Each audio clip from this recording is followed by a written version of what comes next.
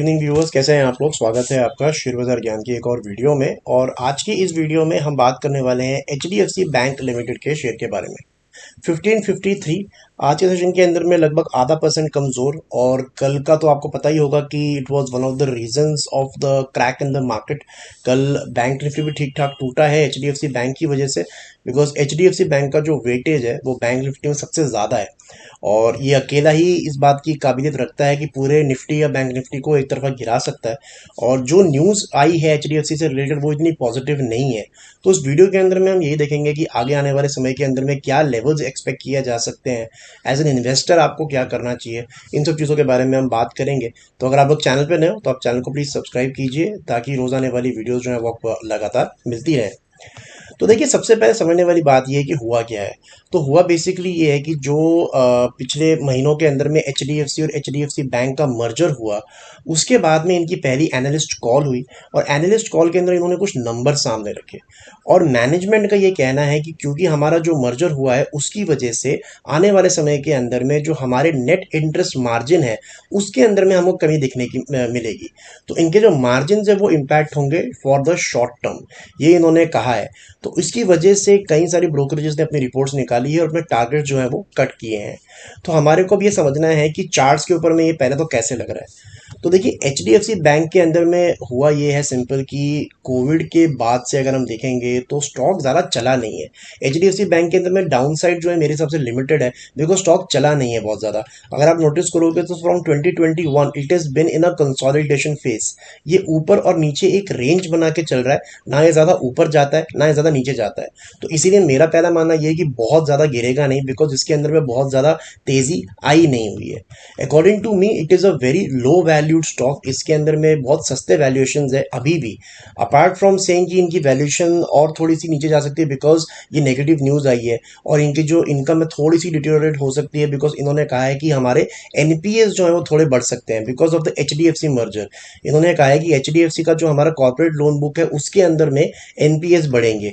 तो थोड़ा सा क्वालिटी और थोड़ा सा जो प्रॉफिट है उसके अंदर में कमी देखने को मिल सकती है। But very important to note over here is the word short term. मेरे हिसाब से HDFC bank is a fantastic share, आपके पोर्टफोलियो में होना चाहिए। और सस्ता है, अभी भी सस्ता है। अगर आप जाके इसका प्राइस टू अर्निंग रेशो देखोगे तो इस टाइम पे लगभग 17 के प्राइस टू अर्निंग रेशो पे आपको एचडीएफसी बैंक शेयर मिल रहा है। कल के फॉल के बाद ये और सस्ता हो चुका है। पहले 18-19 था, अभी 17.8 के करीब आ गया है। और अगर हिस्टोरिकली आप देखोगे, जब से ये लिस्ट हुआ है it trades at a P of 27-28। यानी कि अगर ये पी हमारे को भी मैच करनी हो तो ये जो आपका 1500 रुपये का शेयर है 2700-2800 रुपये का होता।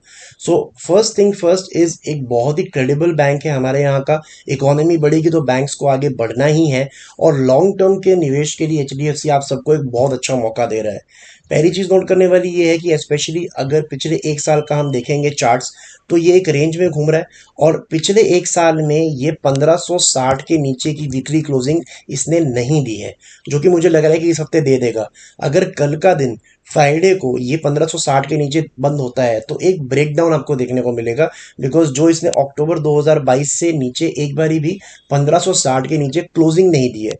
और ये जो कैंडल आप देख रहे हो ये पिछले तीनों हफ्तों का लो जो है यहाँ पे तोड़ने लगा है। So I think it is a weak chart right now, but a very good chance for the investor.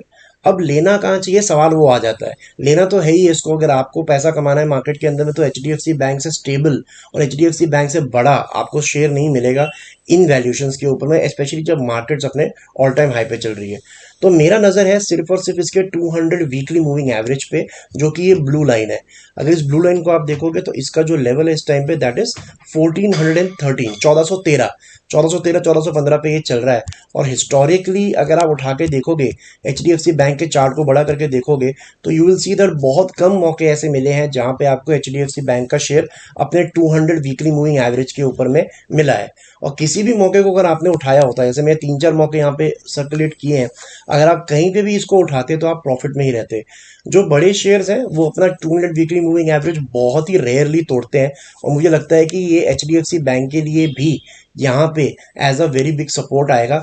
वो बात और है कि यहाँ से क्या है 1400 जाएगा भी या नहीं जाएगा, that is a different thing. But मुझे लगता है कि अगर आपको एचडीएफसी बैंक लेना है तो आप यहाँ पे भी ले सकते हो, और अगर कल 1560 के नीचे ही क्लोज हो जाता है तो आपको और सस्ता भी मिल सकता है। So if you calculate 1500 1450, definitely लेके रख देना चाहिए, बिकॉज इससे बढ़िया आपको मौका एचडीएफसी बैंक के अंदर में नहीं मिलेगा। बिकॉज जितने भी अच्छी कंपनीज है, जब भी उसके अंदर फियर होगा तभी आपको सस्ता दाम मिलेगा, वरना महंगा खरीदना सबको आता है लेकिन सस्ता खरीदना is a very big challenge, और सस्ता खरीदने के बहुत सारे फायदे आपको बाद में प्रॉफिट में नजर आते हैं। तो I think double thumbs up for HDFC bank. Short term problem है, शायद 3 महीना 6 महीना 9 महीना ये स्टॉक नहीं चले, लेकिन अगर आप 1400 पे खरीदोगे डेफिनेटली यहाँ से डबल होगा। अभी नहीं होगा, 2-3 साल बाद होगा, but it will be a very good wealth creator for you. So ये बात मेरे हिसाब से आपको ध्यान रखनी ही चाहिए। तो दोस्तों ये था मेरा आज का video HDFC bank. I hope आपको लॉजिक और लेवल्स जो है वो क्लियर आउट हो गए। कोई सवाल है आपका तो आप कमेंट सेक्शन में डाल सकते हो। मैं मिलूंगा आपसे अपनी अगली वीडियो में, तब तक आप अपना ख्याल रखें and all the best guys.